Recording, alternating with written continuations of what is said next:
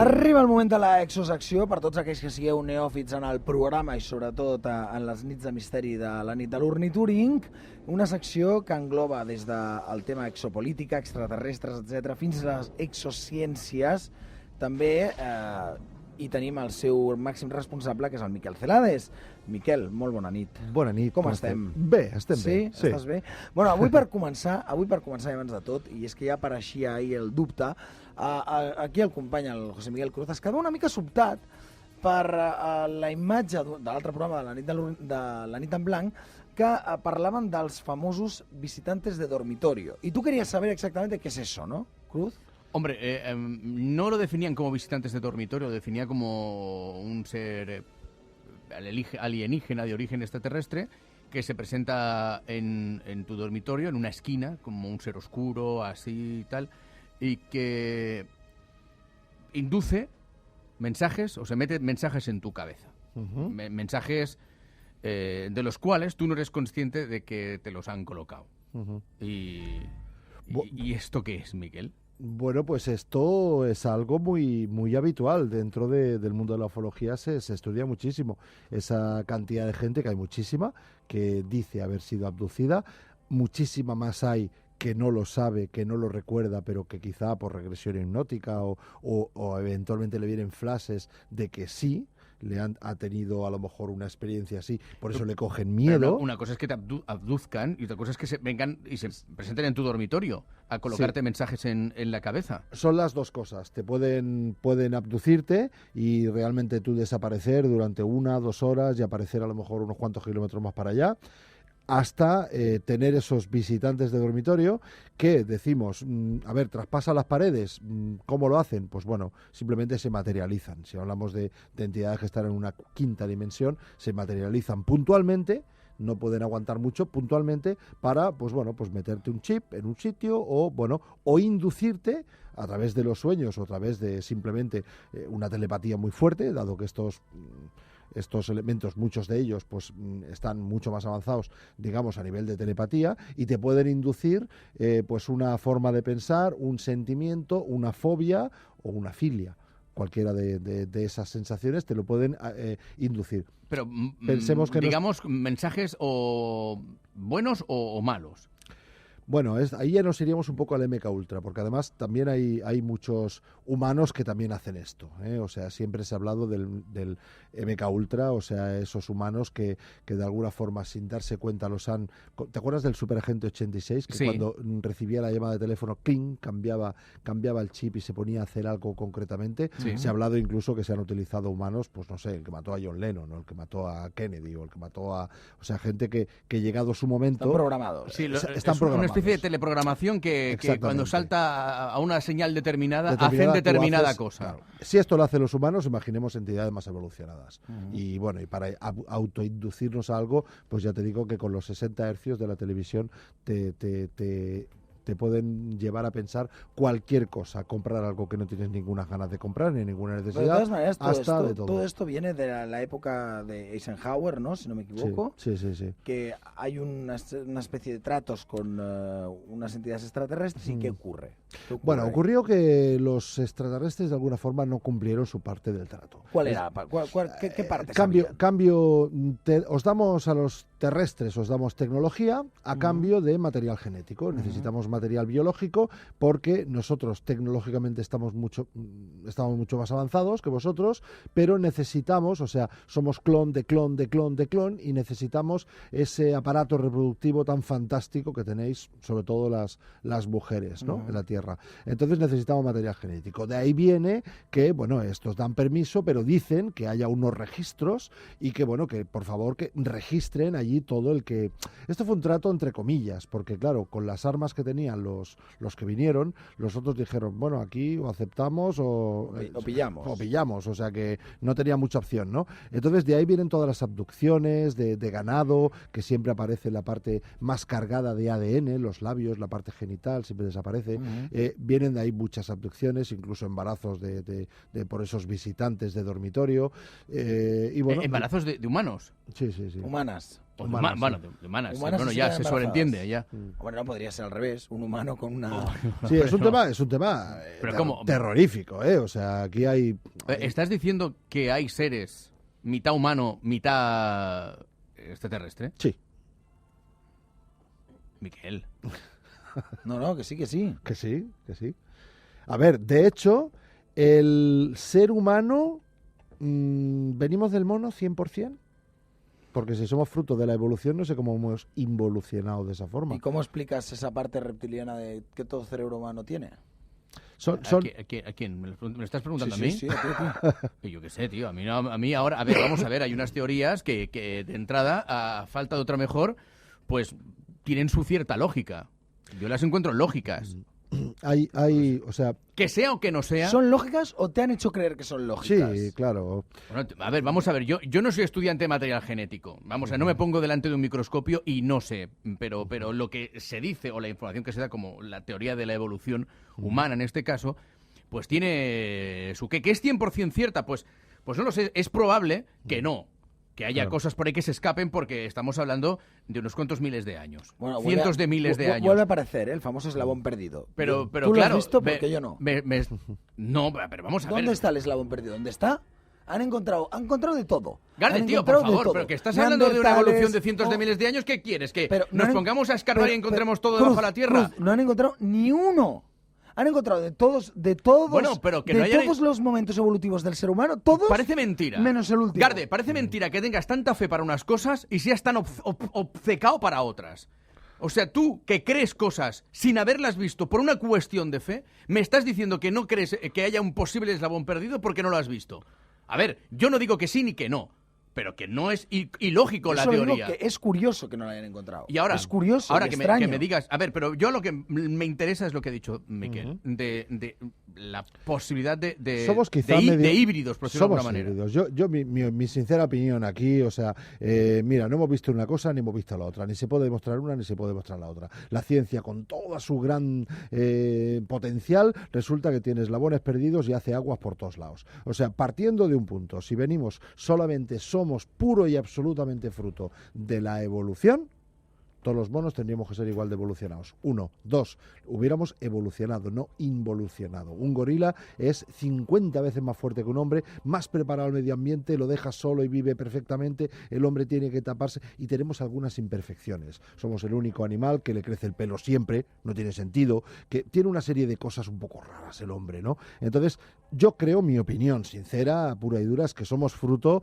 de una hibridación, de que hicieron de la costilla de Adán, hicieron con esa costilla la hembra. O sea, ¿cómo lo explicarías tú una modificación de ADN en las épocas antiguas, ¿no? Bueno, yo lo entiendo así, que nos hicieron a su imagen de semejanza y tal, los dioses, el dios que vienen de los cielos. O sea, mi opinión es esa, ¿no? Mi opinión es esa en Bien, base conforme a... a híbridos, y conforme al origen de la pregunta, que eran los visitantes de dormitorio, estos de por sí mismos ya sí. directamente pueden procrear, aparte de esos mensajes. Por inseminación o por, no sé si ya físicamente, no, obviamente con los mensajes no. O sea, No, por a ver, no por con una los mensajes. fecundación, No, yo por claro, una ya. fecundación clara y pura y Me dura. refería que no solamente pueden dejarte esa programación en No, en no, el subconsciente, que sino que además exactamente. pueden... O te pueden dejar la pieza que nos trajo David Parcerís aquí, que nos trajo una pieza que le sacaron a su abuelo Sí. y que aquello no se le podía haber metido fortuitamente. Aquello fue que se lo introdujeron de forma muy especial y muy profunda. Y era una especie de antena. Chips como estos, mucha gente los tiene, mucha gente los ha analizado, o sea, son materiales que no son realmente terrestres, ¿no? O sea, yo creo que esos visitantes de dormitorio vienen para muchas funciones. Voy más allá, inclusive, a lo mejor no todos son extraterrestres, porque a lo mejor hay quien está utilizando esos visitantes de dormitorio reales para aparecer y a lo mejor resulta que son 2 señores de la CIA o 2 señores de vete tú a saber. Incluso ese acuerdo del que hablabas antes entre el gobierno de Eisenhower y estos Extraterrestres. alienígenas, es curioso que haya una cuota. O sea, tú te llevas un tanto y tú me das un tanto. Pero ¿qué ocurre? Por eso el amigo el amigo Kissinger, cuando conoció este tema, realmente, bueno, cambió su vida totalmente, ¿no? Porque ese trato que hicieron, pues bueno, era un trato de que lo haces truco o trato, ¿no? Como Calloway, ¿no? O sea, tú mismo, o por las buenas o por las malas, ¿no? Porque no podían hasta cierto punto decir que no, ¿no? Hubo varios intentos de acuerdo. Vinieron unos primero que dijeron, mira, para acordar, empezar a daros tecnología, con lo brutos que sois vosotros, lo primero, destruir todas las armas, fuera las armas. Y el gobierno de Estados Unidos y el de Rusia, que eran los que estaban mandando ahí, dijeron, sí, las narices. Entonces no hubo tratos con esos. Y con los otros, con los grises, con los de Orión, con los cabezones esos que Spielberg nos enseña en sus películas, con esos sí hubo trato.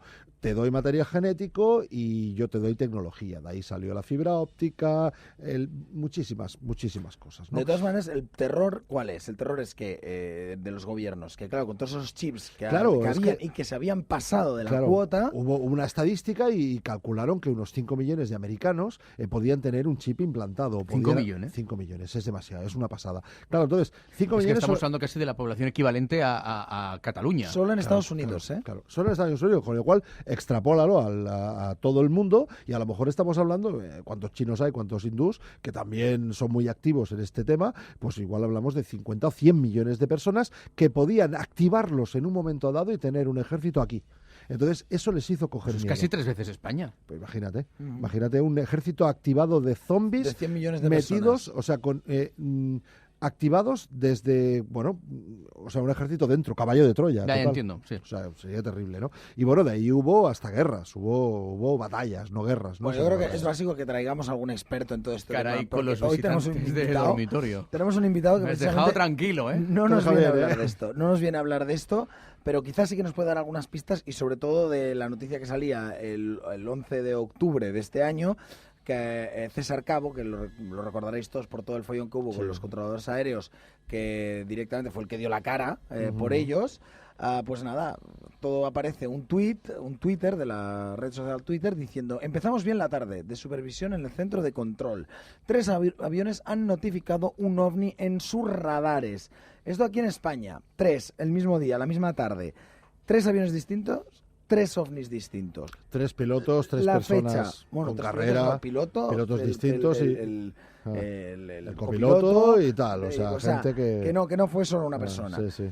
Y no solo eso, sino que además curiosamente la fecha, ¿no? 11 del 10 del 11, a un mes del 11 del 11 del 11. Bueno, curioso. Sí. Mucha cábala por medio, mucha cábala, mucha fecha extraña, curioso. Mucha casualidad o mucha causalidad, sí. Además decimos que en este caso normalmente pues los ovnis, objetos voladores no identificados, no estamos hablando de extraterrestres, los primeros que los detectan son la torre de control, los controladores. En este caso los controladores no ven nada en ese radar y es el radar que utilizan los aviones en última instancia para no tener una colisión, que lo detectan. Preocupados esos pilotos, llaman a torre de control: oye, que me sale en mi radar que tengo un objeto volador acercándose a mí. Bueno, pues aquí no vemos nada. Tal como apareció, se fue. Y ahí se quedó el tema. Curioso. Ya ves, curioso. Y tan curioso. No sé qué opinas tú, pero quizás nos puede dar pistas nuestro invitado de hoy, Vicente Fuentes, que es profesor de Matemáticas, Física y Química, ingeniero experto en sistemas auxiliares de condensadores, ingeniero técnico industrial en Departamento de Investigación e Innovación, y entre otras cosas pues es redactor colaborador de las revistas Año Cero, Enigmas y Más Allá. Además ha escrito 2 libros, ¿no? Si no me equivoco, Miquel. 2 libros, uno de ellos se llama Enigmas de los círculos de las cosechas y el siguiente es Avistamientos OVNI en el 11 de septiembre. Yo creo por eso que hoy, para empezar, vamos a hablar de los círculos del maíz, llamados también crop circles. Tremendo porque tema. Además yo creo que una de las cosas que se ha dicho es que son pistas para saber qué es lo que está ocurriendo. Exacto. Así que vamos a hablar con él.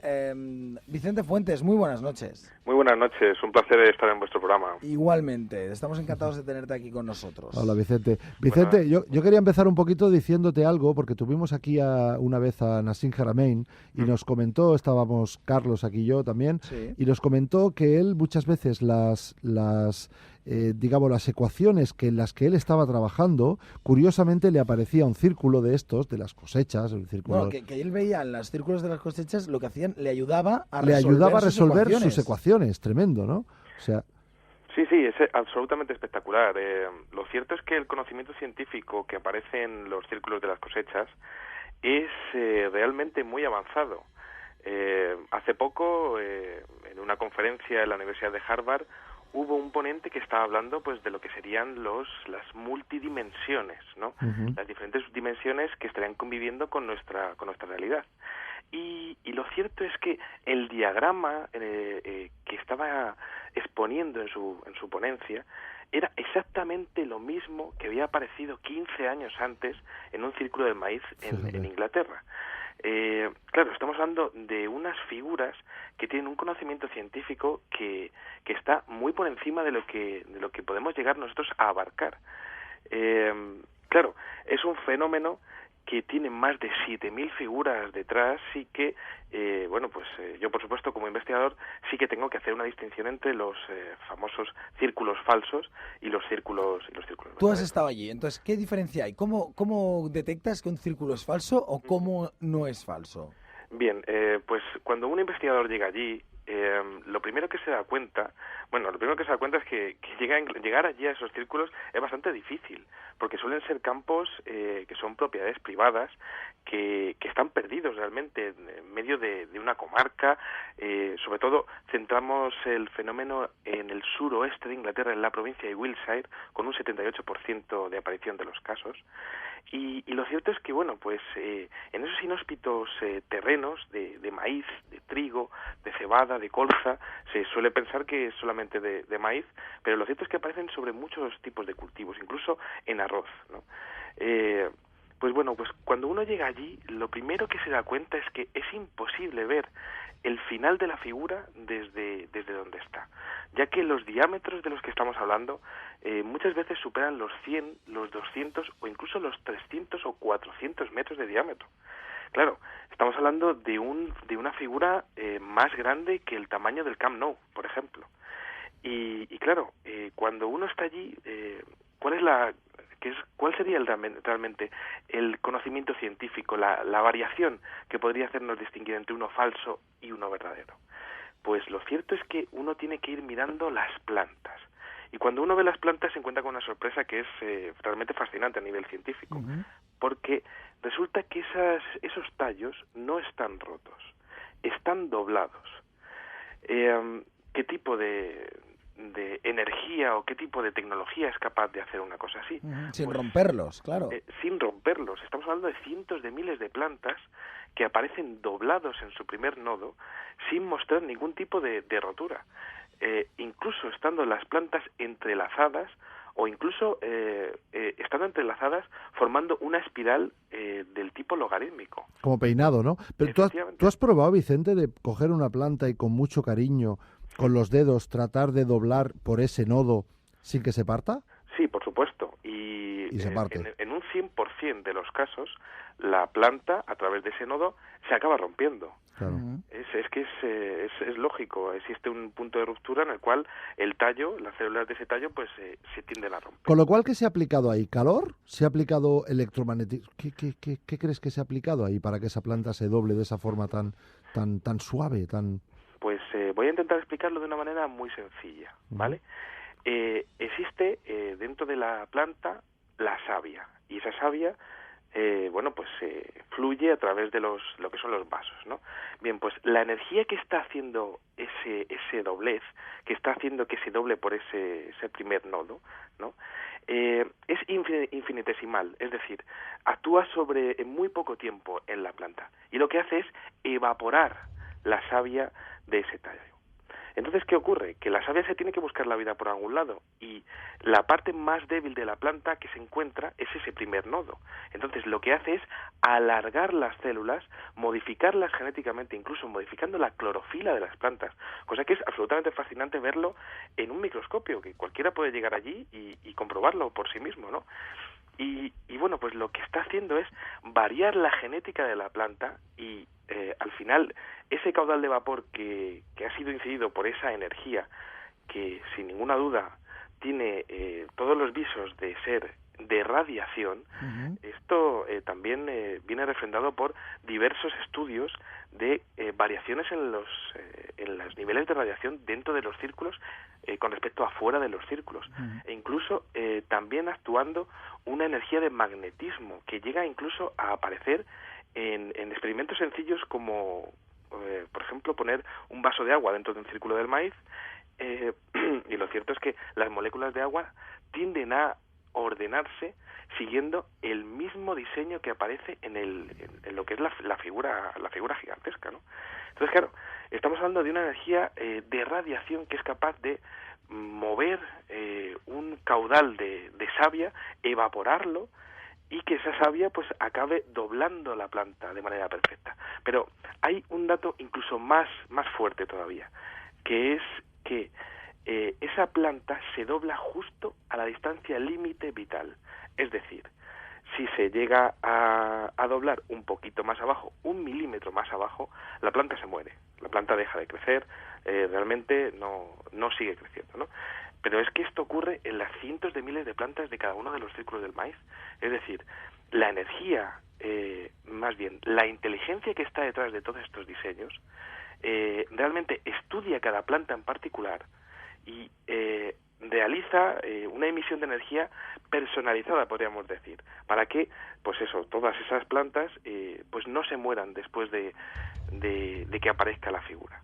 Claro, esto es incluso más interesante todavía cuando uno se da cuenta de que en algunos diseños aparece el fantasma de la figura de un año para otro. Es decir, imaginemos, aparece en la Milk Hill, por ejemplo, existe cierta reticencia, reincidencia de algunos diseños en algunos campos, en particular en esa región de Wiltshire, y bueno, pues aparece durante una noche, por ejemplo, el 7 de julio de 2007.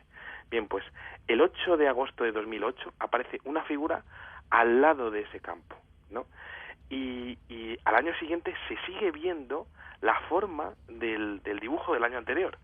Claro, esto es bastante interesante porque también estaríamos hablando de que, aparte de que las plantas se quedan afectadas por esa energía, el propio suelo, el propio terreno, también se quedaría de alguna manera imantado, de alguna manera, sí, afectado. Eso es, magnetizado para los cultivos de los años siguientes. Es decir, cuando uno llega a Inglaterra, pues se da cuenta de que, bueno, pues estos círculos aparecen en toda la etapa de germinación y floración, desde abril hasta septiembre. Pero claro, en septiembre todo eso se cosecha, todas las plantas se cosechan. Incluso se llegan a remover todas las semillas. Pero qué curioso que el año siguiente vuelven a crecer con nuevas semillas y nuevas plantas, y vuelven a crecer alteradas algunas de ellas, formando el diseño del año anterior. Eso realmente es absolutamente es sorprendente. Increíble. Bueno, claro. Y estos mensajes, Vicente, o sea, esta especie de formas, las formas estas que círculos y demás, ¿qué destino tienen? ¿Qué mensaje? ¿Para qué o para quién? ¿Por qué? ¿Qué motivo tienen?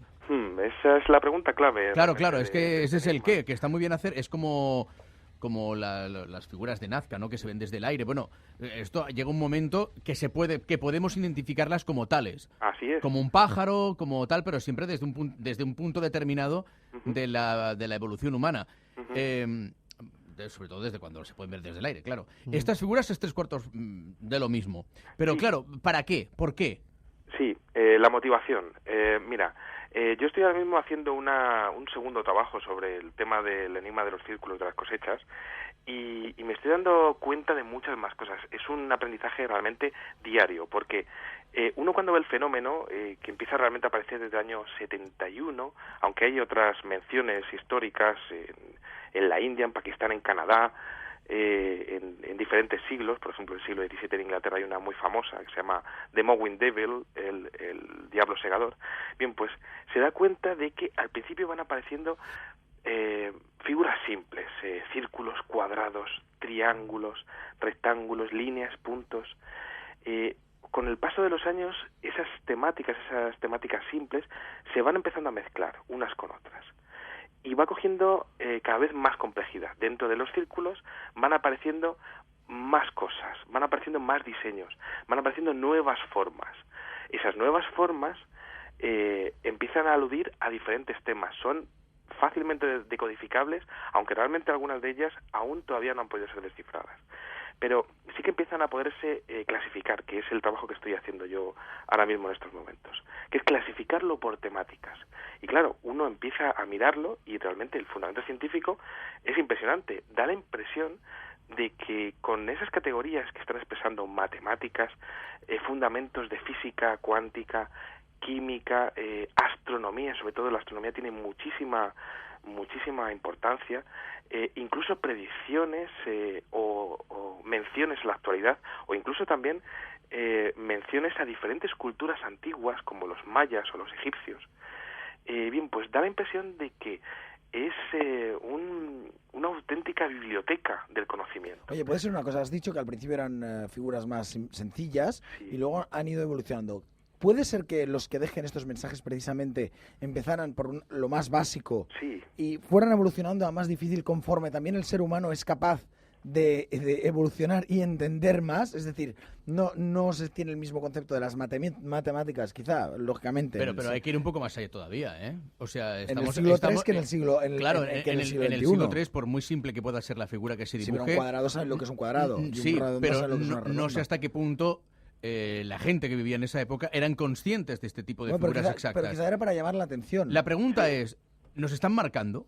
O sea, quiero decir, hay una especie... A ver, por un ejemplo más banal. Por ejemplo, los ladrones de casas, cuando dejan unos símbolos en las puertas para saber si esa familia está, si no está, si vale la pena o no vale la pena ir. Podría ser un lenguaje de signos no destinado precisamente al planeta, al hombre, sino a otro tipo de inteligencia. Es una pregunta bastante interesante, porque sí que hay algunos autores, sobre todo ingleses, que hablan de que esto puede ser un propio sistema de señalización de balizas para la inteligencia que esté detrás de esto. Pero claro, realmente muchos de los diseños que aparecen aluden a temas, por ejemplo, de actualidad nuestra. Por ejemplo, apareció un diseño justo en el mes donde se inauguró el famoso acelerador de partículas CERN de Ginebra, apareció un círculo del maíz mostrando lo que sería el interior de ese acelerador de partículas. Da la impresión de que esos mensajes tienen como destinatario realmente los seres humanos. Pero más aún, os voy a explicar por qué. Porque, por ejemplo, en los mensajes astronómicos se tiene un auténtico control de todos los movimientos de la Luna y de todas las conjunciones planetarias. Da la impresión de que es como una medida de control. Sabemos lo que está pasando dentro de este planeta, sabemos lo que está pasando también fuera de este planeta. Claro, muchos de los conocimientos que aparecen en esas espirales logarítmicas, que son absolutamente fascinantes, sin un solo error de cálculo, volvemos a decir, porque claro, uno se pone delante del ordenador, se pone a hacerlo, y realmente es muy difícil no equivocarse a lo mejor en una raya, ¿no? En un pequeño punto. Claro, estamos hablando de que estos círculos siempre aparecen por la noche, sin poder ver el resultado final desde arriba. Entonces, claro, es dificilísimo hacer un diseño así de más de 200 metros sin hacer una sola corrección. Entonces, Vicente, que no tenemos mucho más tiempo y me gustaría preguntarte una cosa antes de terminar, y es, si no son bromas, si no está el ser humano detrás de todo esto, ¿quién son los creadores de los círculos del maíz? Pues brevemente, existen varias teorías. La más extendida básicamente es una intervención no humana.